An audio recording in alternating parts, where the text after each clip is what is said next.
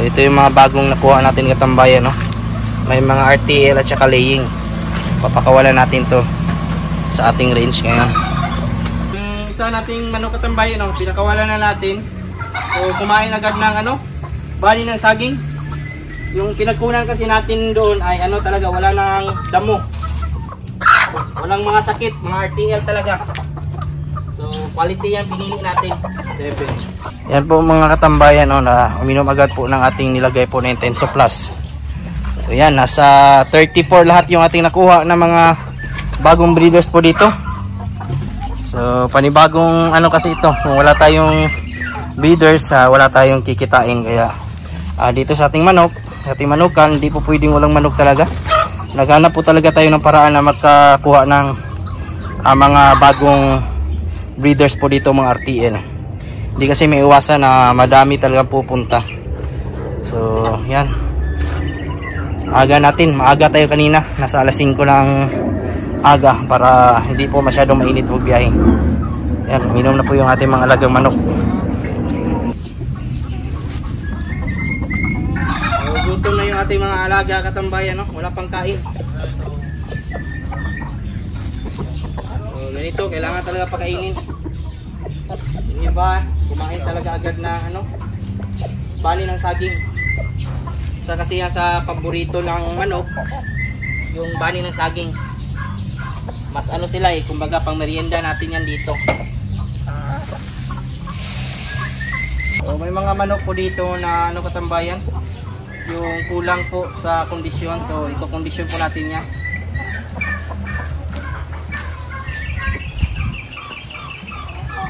Para sa malusog po na manukan, dapat maninis po talaga tayo. Partner po natin yan para mapanatili yung kalinisan o yung kalusugan ng ating mga alaga dito.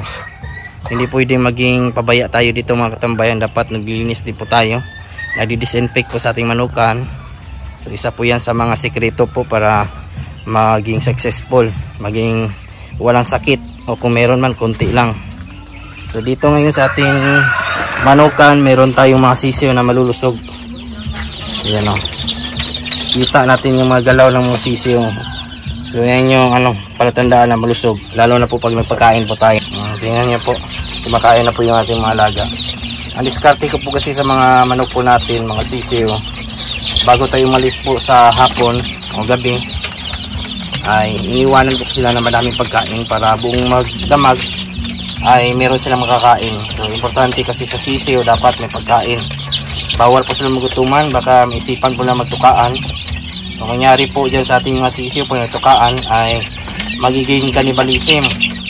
So yung iba natin na manok, pag nagkataon na ganyan, hindi na nila tatantanan yung mga sisiyo na nasugatan, kakainin po nila. So ayaw po natin mangyari po yan. Kaya nag-iwan po talaga tayo ng pagkain po sa gabi, para at least din po mabilis lang lumaki at maging malusog. So yung isa po dito, grabe, lalaki na po. Kung magaganda talaga yung lahi, mabilis lumaki yung manok. Kasi nilala sila doon sa kabila, pero tingnan nyo naman po yung kanilang pangatawan.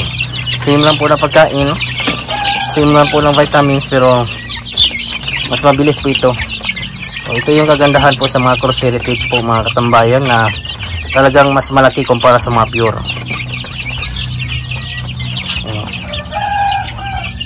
Linis-linis din po sa ating mga kulungan. So, isa po yan sa diskarte rin po, kapaligiran po nila. Yung tubig po nila dapat palitan po palagi. Papalitan natin yan mamaya. Uwi kasi tayo ng probinsya mamaya, so kailangan natin na mag-iwan po na madaming pagkain po dito at tubig. Meron din po tayong may sakit dito mga katambayan na mga manok, o kailangan po natin ito paliguan. Dapat ma-relax po ito, ito paliguan natin ito na Zone Rocks.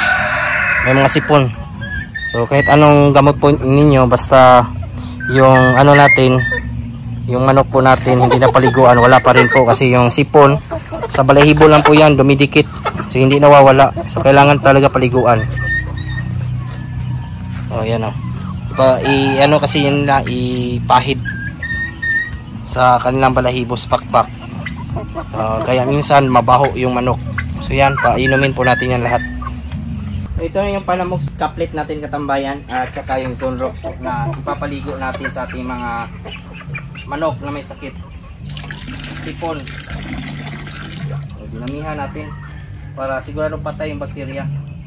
Isang tabletas lang yung gamit natin, tsaka papakawalan natin. Kung mabilis na itong gumaling kasi mainit din po yung panahon.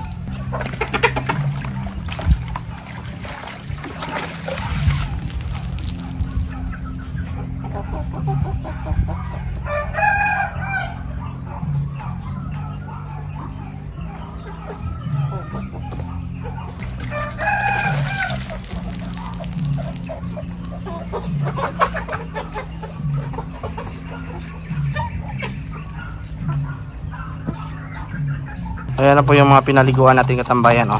Pinakain na rin po natin. Kinulong po kasi natin sila kagabi, kinuha po natin para hindi po tayo mahirapan magpainom po ng gamot at magpaligo.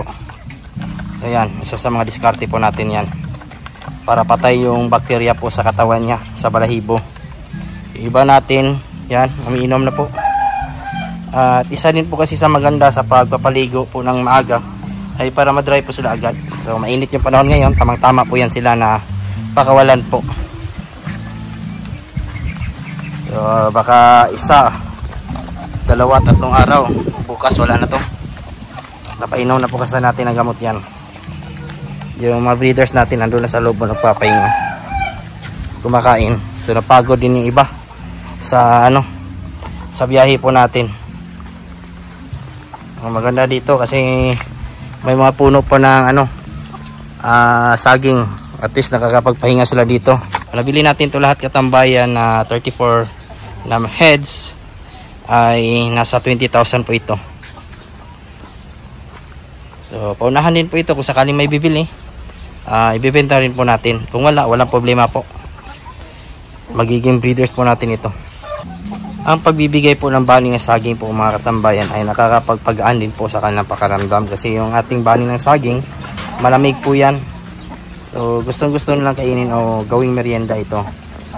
Binibigay po natin ito sa ating mga alaga para kahit papano ay mabawasan yung init. Lalo na po sa panahon ngayon. Yung tubig po nila, wag po kaligtaan. Naubos agad yung surplus na ibinigay natin at nilagay tayo ulit ng tubig na po.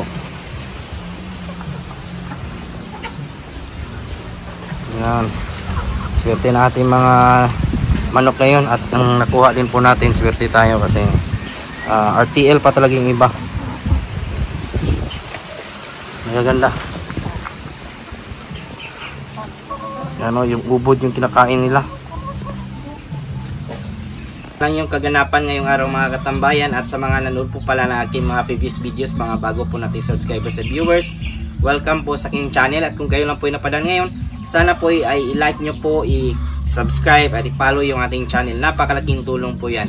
Kung may mga katanungan naman po kayo, ilagay nyo lang po sa comment section at ating sasagutin. At huwag kalimutan i-click yung notification bell para sa mga susunod na videos. Bago muna tayo magpaalam, shoutout muna natin yung ating mga kaibigan dyan na si JB Agustin Gayap, Gutor Channel, Sideline Backyard Channel, Mars Journey Mami Mars from Pangasinan, Manok ng Isulan Farming, Agimat Breeders at sa kanyang pamilya po, Lopez Family from Digo City, Pinoy Spain Channel. Sa mga nanonood po dyan ngayon, shoutout po sa inyong lahat. Sa mga hindi ko naman po na shoutout, isa-shoutout ko lang kayo sa susunod. Maraming salamat, God bless at ingat po palagi. Bye bye.